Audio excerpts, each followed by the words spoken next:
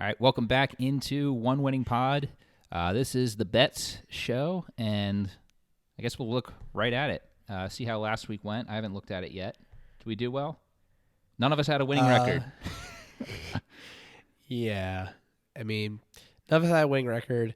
Me and Peter had the best records, but that was about it. We had worst records. 2-3 games that we were all wrong on, and only 2 games we were all correct on. So that's how they get you. It's true. Yeah, it was a tough one there. The Washington looks like they might be able to get the Giants, but that one ended in a tie, and Jets just couldn't score a touchdown to get that win. But oh man, well, I guess we just turn the page and see what happens this week. And as you'll notice, no Chris again this week. Still on vacation, having a lot of fun. Hopefully, sounds like it from what he messaged us. My voice is coming back. That's right. Are we back to 2? We're getting back. We're getting back to full strength. We're back from 1.5 of 3 to 2 of 3, and then next episode we should have Chris back. So that's all good. There you go.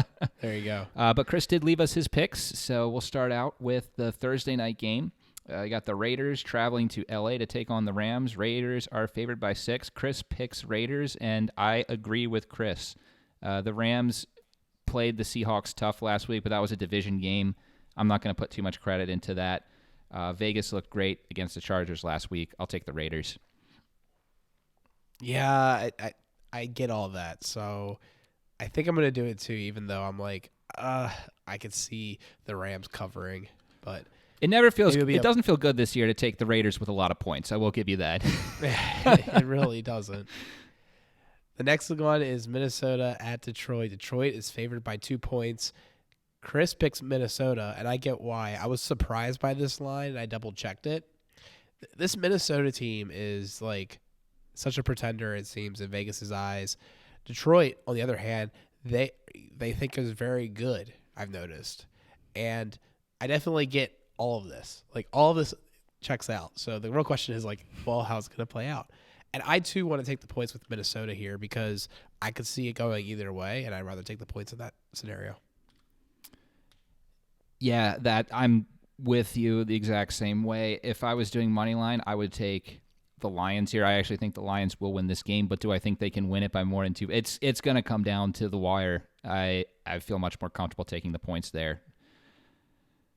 All right, now we're going to have a disagreement here. Philly is traveling to the Giants. This is a division game. Philly is favored by 7. Philly had been scuffling relative to what they've done this season before just demolishing the Titans last week. Giants are in a little bit of a funk. Chris is taking the Giants. I get it. It's a division game. Very well, Giants could make this interesting, but I think I'm going to take Philly. I think they refound their step last week, and they are just one of the scariest teams in the league right now. Peter, we're in agreement. I'm also taking Philadelphia, leaving Chris on an island. Next up is the Jets at Buffalo. Buffalo is a 9.5-point favorite. Chris picked the Jets. I can see why with them covering. But I'm going to say Buffalo's defense is a little too much for the Jets, and Buffalo keeps kind of rolling. And I'm going to say they cover. It's a big spread, though, so I could definitely see it going either way. Yeah, until last week, the Bills had not covered this line since defeating the Packers 27-17, a game where they did not cover because I believe that was a 10.5-point spread. But then they beat New England by 2 touchdowns last week. This might be a more emotional pick than logical. I really like the Jets this year, and they made a great move there going with Mike White. He's the missing piece for them. It didn't work out last week, but I'm really intrigued with them. I'm taking the Jets. Next up, we have the biggest spread of the week. Houston traveling to Dallas, 17-point in favor of Dallas. Woo boy. Chris is taking Houston, and, wow. Of course Dallas is going to win this game. I don't see how Houston wins this game. Even They couldn't even beat the Browns, despite the fact the Browns basically beat themselves last week. They just kept turning the ball over and surrendering defensive touchdowns. That is a crazy spread.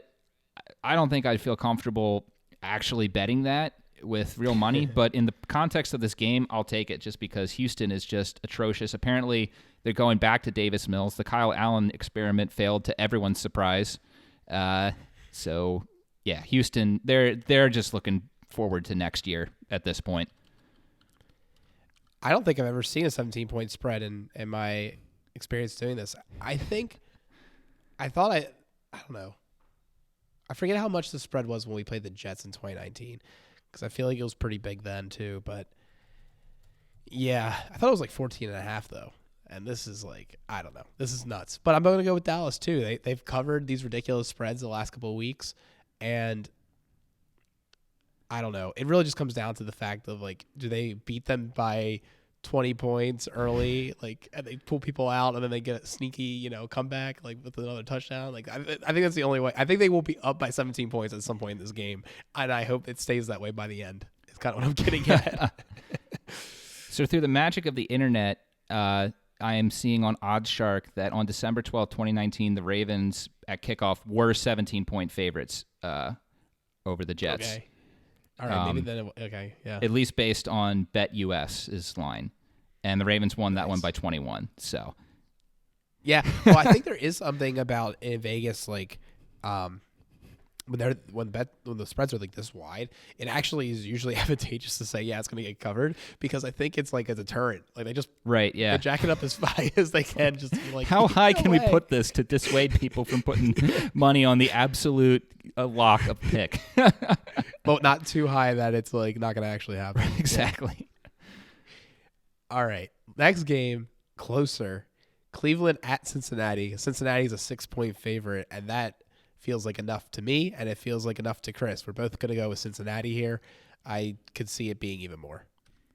I was extremely tilted over my hashtag Deshaun Watson is overrated bet. Oh my gosh. Failing. Yeah. I had, whatever the lines were at DraftKings, I had the under for his player passing yards and rushing yards, as well as the receiving totals for Amari Cooper and Donovan Peoples-Jones. And what do you know, that bet with 1,800 odds failed by 1.5 yards. But yeah, Deshaun Watson came back. He was rusty. Cincinnati, on the other hand, is playing their best football of the year, possibly the best football in the AFC right now. I will gladly take Cincinnati, and I would tease that up to at least 10. I feel you'd feel pretty comfortable about that. All right, next up, we got Jacksonville traveling to Tennessee. Jacksonville, we thought might have turned a corner. We were hemming and hawing about who to take in that 1-point spread last week, and then Detroit was just like, hey, wait a second, we've actually figured things out and crushed them. Trevor Lawrence injured, I believe, his foot in the first half, played through it. There's questions as to whether or not he'll suit up for this one. I don't think that the Jacksonville defense is going to be able to slow down Derrick Henry, so I will take Tennessee at 3.5. And that's Chris the pick. Tennessee as well. And honestly, between your soliloquy and Chris's pick, I'm actually going to go with Tennessee as well. I've been convinced because I actually didn't know about Lawrence being out. I know he got hurt, but I didn't realize he might be out this game. And I think that's enough to sway me over. Yeah, he didn't practice today. I know that much. I think his status is still up in the air. But, yeah, he very well it is a foot injury. Even if he plays, like I could see it being one of those things where Jacksonville barely covers but loses. Yeah, I could see it being, and it's kind of one of those things where I kind of just want to take Tennessee though, for that reason. All right, here's an easy one. Baltimore at Pittsburgh. Pittsburgh is favored by 2.5 points. Chris picks Baltimore. Alec picks Baltimore. I think Peter picks Baltimore too, based off of our. We'll see. Yeah, this is interesting because of the spread. It's literally like if you bump this up, then I'm. My pick is very, very close to this because I'm saying 3-point win for Baltimore. So that would indeed. Well, they got teased down. It was 3 when we did the episode about the Steelers, but now it's the 2.5. Oh, wait, Pittsburgh's favored. I thought Baltimore was favored 2 days ago. Favored. Oh, they've always been favored. Interesting. Okay. Well, then I would definitely take Baltimore. I think it's going to be close, but I think that the Ravens' defense will be enough. Kenny Pickett. That's like the magic too. It's like if they win by a field goal, you still win. Exactly. Yeah. Kenny Pickett improving, but he's still got some accuracy issues that I think could translate into an interception or two, and that could be the difference in this game for Baltimore. All right, moving on. The Kansas City Chiefs traveling to Denver. The Chiefs are a 9.5-point favorite. And this is interesting. This one is interesting because, like we've talked about in the last episode, while Denver's offense is porous and actually, quite frankly, they're in the bottom of the league in almost every category. It's incredible. The Denver's defense is legit.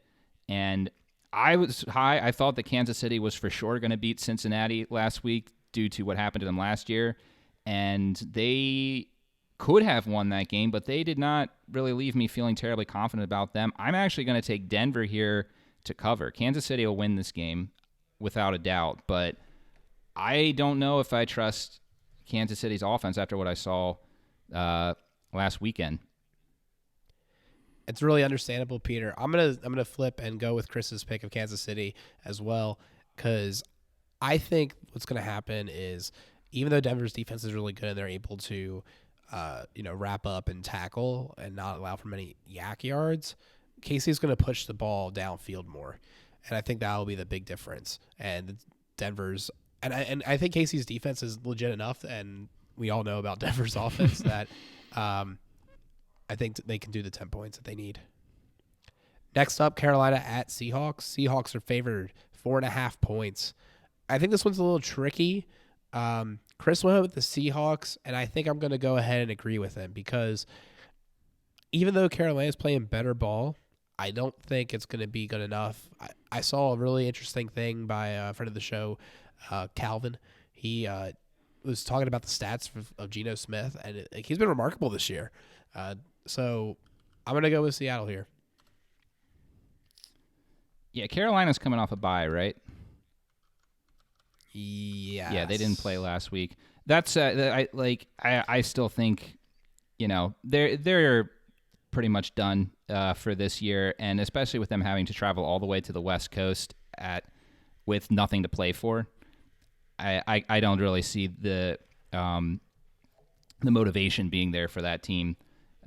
Seattle.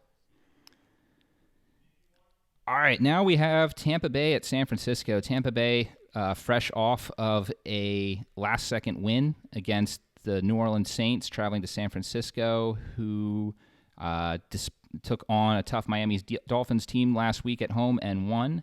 San Francisco is favored by 3.5. Chris says San Francisco. I will agree. Tampa, the past 2 weeks, we expected them to be able to win handily against their competition. They lost to Cleveland in overtime and eked by New Orleans. I think San Francisco is in a much better state than they are, even with Garoppolo out. Brock Purdy favored over Tom Brady. How the mighty have fallen. Eventually, you got to retire. It's like Brock Purdy could be Johnny Unitas right now. There's a reason for that. Yeah, I'm also going to go with San Francisco. Their weapons are real. Their defense is real. Brock Purdy is going to be a great point guard, hopefully, I guess. And, I can just see, the defense carrying them, even if that's the big part. So 9-0 San Francisco. That still covers. Still covers. Next up, Miami at the Chargers. Miami's favored by 3.5.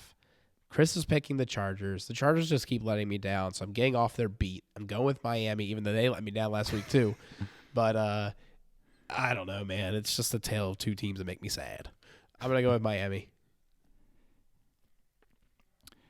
Yeah, I mean, Miami, they played tough. That game was close for a while. Sure, San Francisco, they did pull away in the fourth quarter. But I agree with you. I just can't with the Chargers this year. I've been off their bandwagon since they got crushed by Jacksonville, and they have not. It's all the way back in week 3. They haven't shown me anything since to change my mind. So I'll take Miami. Which brings us to the last game of the slate. Oh, gosh, is this the Monday night game this week? New England at Arizona? Interesting. All right. I suppose so. New England is apparently only favored by 1.5. Chris thinks New England. New England looked decent against Minnesota, almost won that game. New England's defense, which has been lights out all year, really struggled the past 2 weeks. They're traveling to Arizona. Arizona's had their share of troubles too, but actually, you know what? I have concerns about that defense. I don't know what's going on with it. I'll take Arizona just because you're looking at New England traveling cross country with some defensive woes there. The spread surprised me, but it's also not that surprising because of just Arizona's been laying me down all year. But I'm going to go with Arizona too because they're coming off their bye, if I recall correctly. So that, they get a little healthier, had a longer time to game plan. And I just New England's just not explosive on the offensive side of the ball at all, basically. And I just can't choose that to win. Even if the defense is playing well, I don't know, man. It's just I feel like Arizona's offense with the Hollywood back and the weapons that they got going on there, it should be enough to make enough of enough points to win. And they're not even favorites. So give me the points, give me the chance of winning. So yeah, that wraps it up, I guess, with our picks. Make sure to leave a comment on the video.